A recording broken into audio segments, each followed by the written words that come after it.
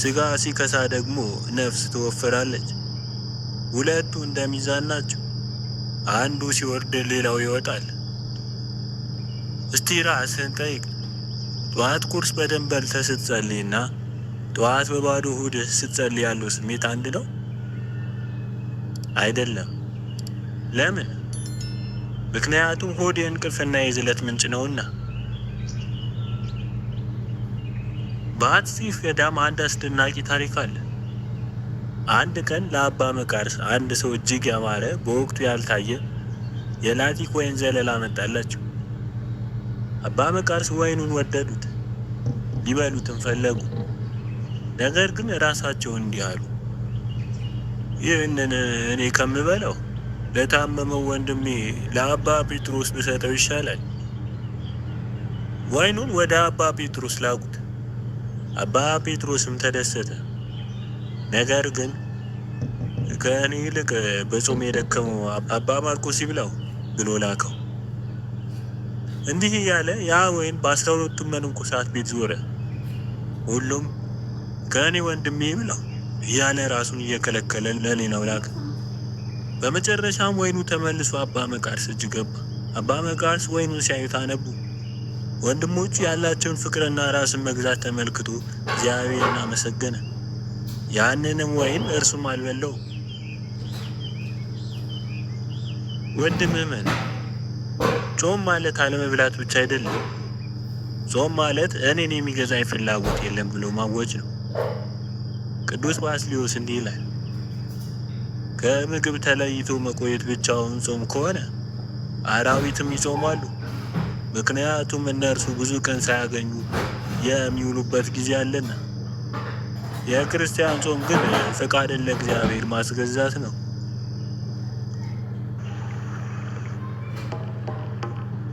Who said life is just one no? Some nights the city pulls you in. Other days ማስገዛት ነው። ብዙዎቻችን የምንጾመው ሆዳችንን ብቻ ነው። አባቶች ታላቁ ጾም የሚሉት የሕዋሳትን ጾም ነው። ቅዱስ ዮሐንስ አፈወርቅ ስለ ጾም ሲናገር እንዲህ ብሎ ይጠይቃል። ከስጋና ከዶሮ ወጥ ስለተከለከልክ ጾም ትላለህን? እስቲ ንገረኝ። ዓይንህ ከዝሙት ጾሟልን? ጆሮ ከሐሜት ጾሟልን? እጅህ ከስርቆት ጾሟልን? ምላስህ የሰው ስጋ ሐሜት እየበላ ወደ የእንስሳ ስጋ ስለከለከለ ምን ዋጋ አለው? አባ ጋቱም ምላሱን ለመግራት ያደረገው ተጋድሎ እጅግ ይገርማል። ይህ አባት ምላሱ ክፉ እንዳይናገርና በከንቱ እንዳይለፈልፍ ለመከላከል ለ3 ዓመታት ያህል ድንጋይ በአፉ ይዞ ይኖር ነበር። ዝምታን ካልተማርኩ መጾሜ ዋጋ የለውም ይል ነበር።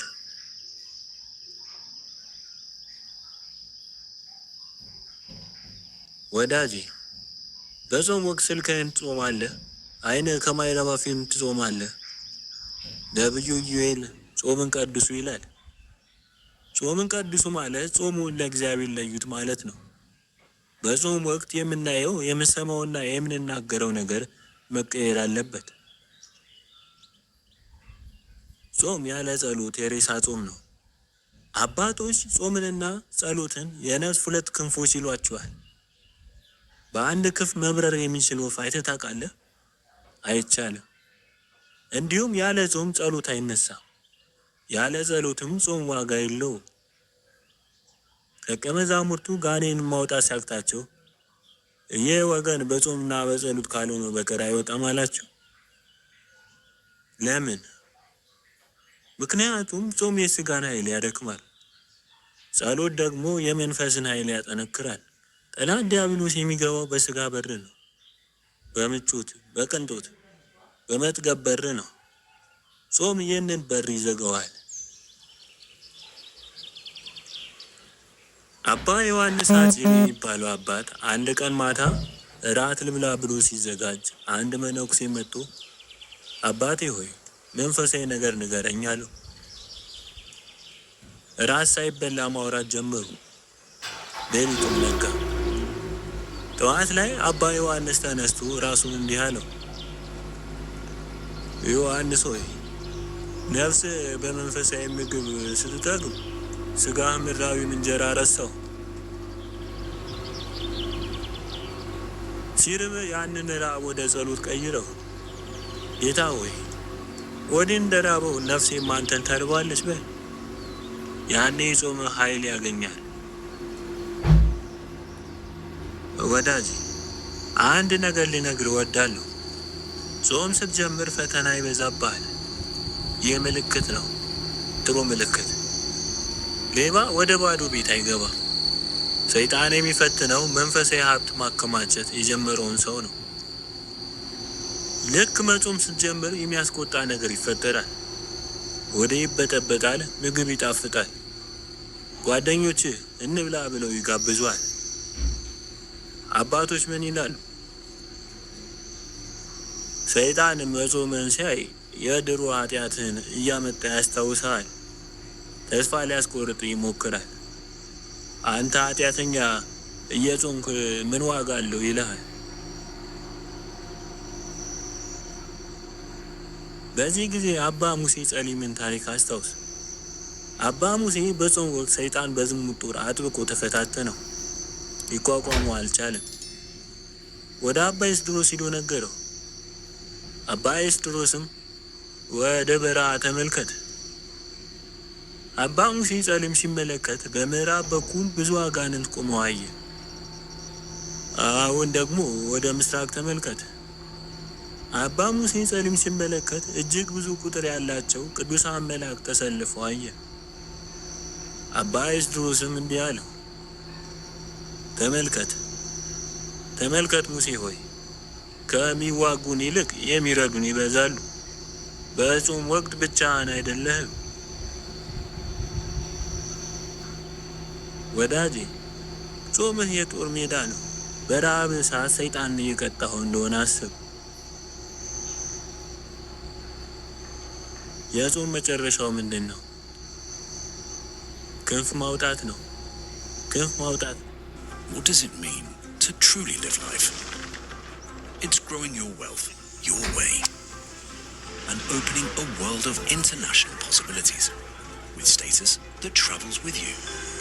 To unlock a world of exclusive privileges with the perfect balance of health and wellness. Discover benefits across wealth, health, travel and international with HSBC Premier. Everything's Premier when life is truly lived.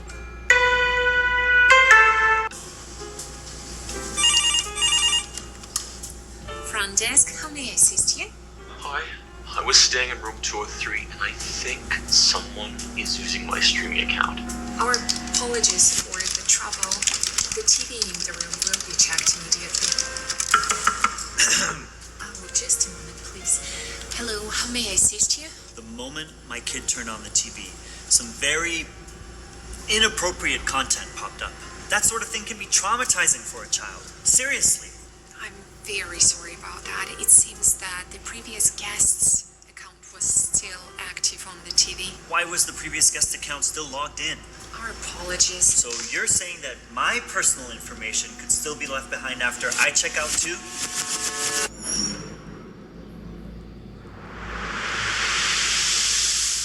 Your privacy is our priority. With LG Hotel TV, you can simply scan the QR code on the TV with your own device to log into your favorite OTT apps. Once logged in, credentials remain active throughout the stay, and all personal information, including pairing records and the login data stored on the TV, is automatically and securely erased at checkout, ensuring peace of mind. Beyond that, LG Hotel TV uses advanced technology, network isolation between rooms, to prevent privacy risks from shared networks. With LG Hotel TV, hotels can provide a safer, worry-free experience for every guest. Very much. Thank you. Check in with comfort. Check out with peace of mind by LG Hotel TV.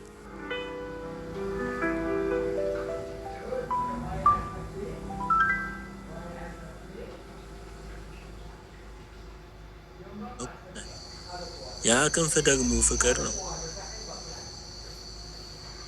እግዚአብሔር እንዲህ ይላል፣ እኔ መረጥኩት ጾም ይህ አይደለምን? እንጀራን ለተራበ ትቆርስ ዘንድ የተሰደዱትን ድሆች ወደ ቤት ታገባ ዘንድ አይደለምን? ኢሳይያስ ምዕራፍ 58።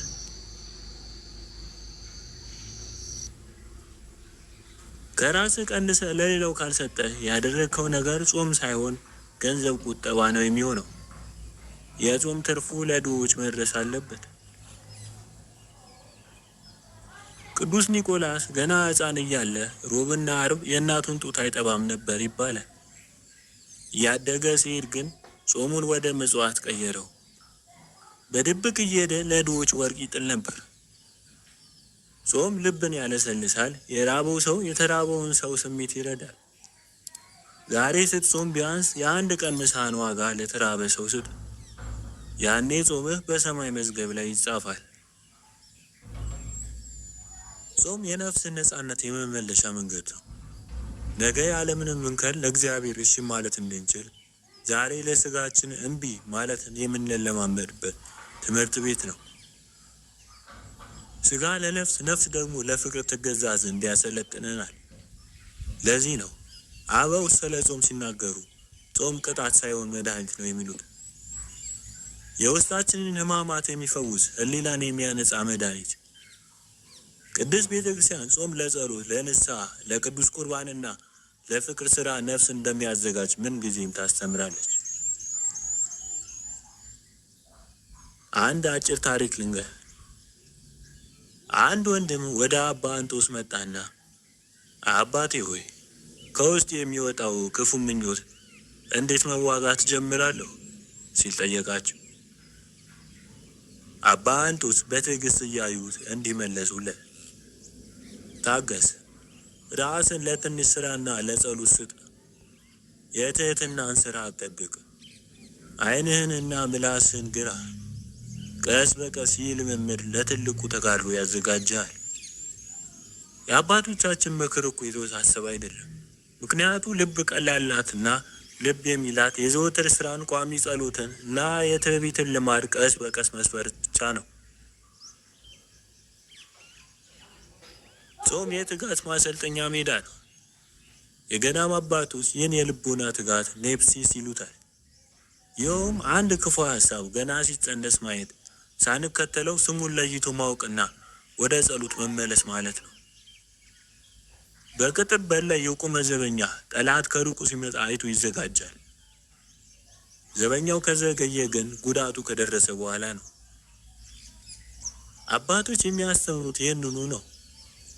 የቁጣን እስትንፋስ፣ የምኞትን መለኮስ ወይም የስግብግብነትን የመጀመሪያ ስሜት አስተውልና ቶሎ እርምጃ ውሰድ። ጾም የአእምሮ እረፍት ማጣት የሚያባብሱትን የስጋ ፍላጎቶችን በማዳከም ሰውነታችን ለዚህ ውስጣዊ ጥበቃ እንዲታዘዝ ይረዳዋል። ዘዴውን በደንብ ለመረዳት ከአባ ሙሴ የተገኘን አንድ ታዋቂ ምሳሌ። There's no single path to success, so carve your way with FXTM. Trade the markets you want: gold, forex, stocks, crypto, and more. Whatever your ambition, whatever your vision, FXTM welcomes you to next level trading.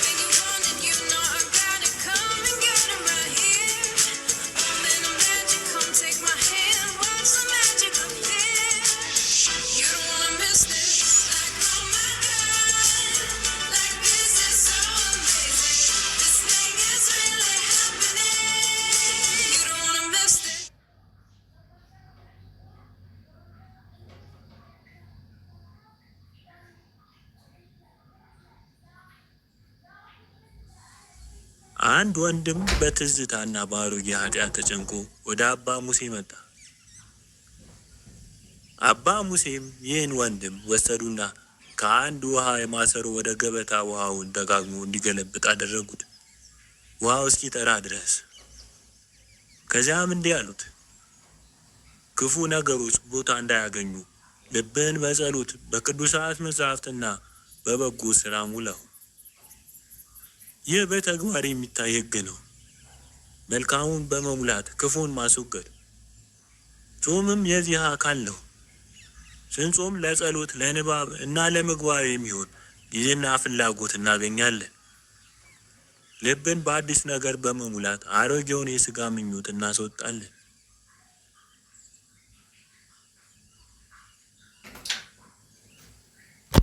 በአግባቡ ለመጾም በትክክለኛው ምክንያት መጀመር አለብን።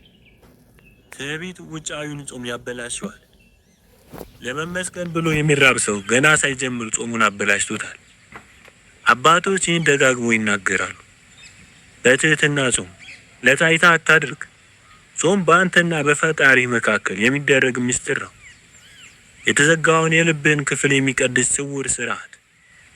በጸጥታ አድርገው፣ አታውጅ። ከፈለግ በስውር የመስቀል ምልክት ተማትበ ጌታ ሆይ ይህችን ትንሽ ጾም ለነፍሴ መፈወሻ ተቀበልልኝ ይበል።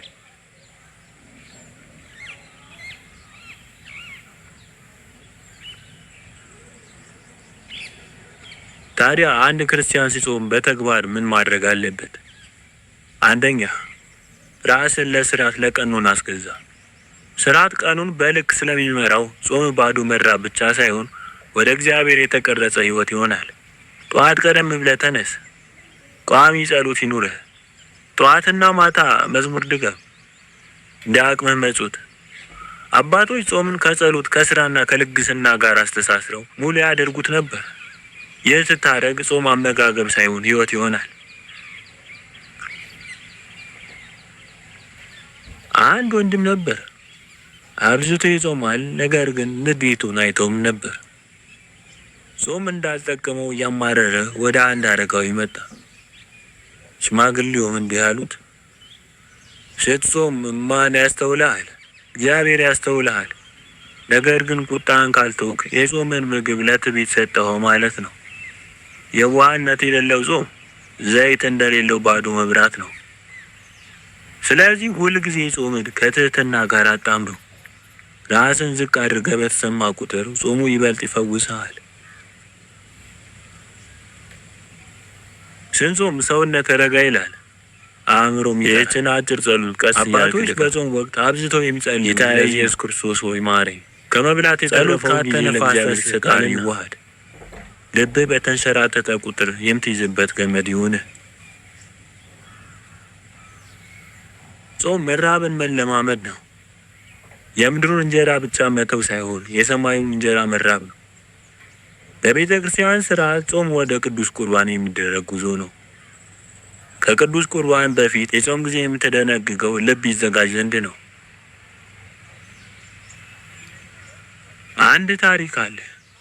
አንድ ወንድም ወደ አባ ጳውሊ መጣና በስርዓት ጾማለሁ፣ ጸልያለሁ፣ ነገር ግን ልቤ አሁንም ቀዝቃዛ ነው አላቸው።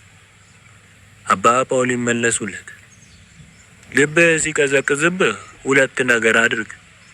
የመስቀሉን መከራ አስብ እና ቶሎ ብለህ አንድ በጎ ነገር አድርግ። እጆችን ለሌሎች ወደ መስራት ይዘርጉ።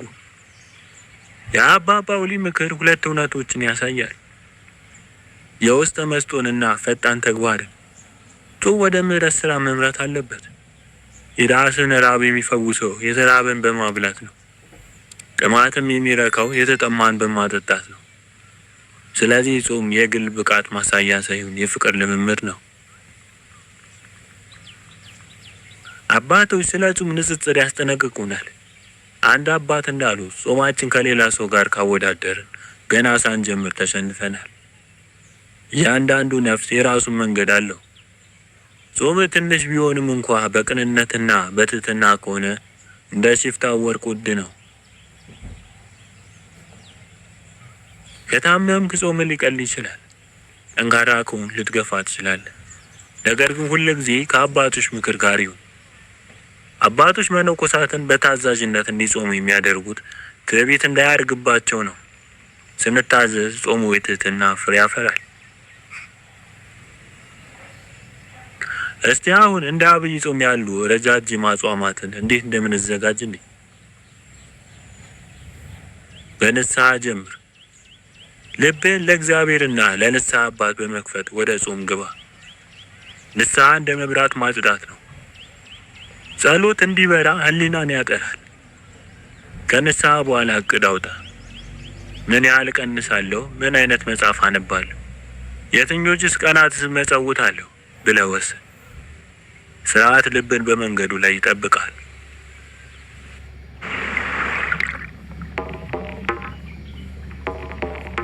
Life isn't just one note. One day, it's the pulse that drives ahead.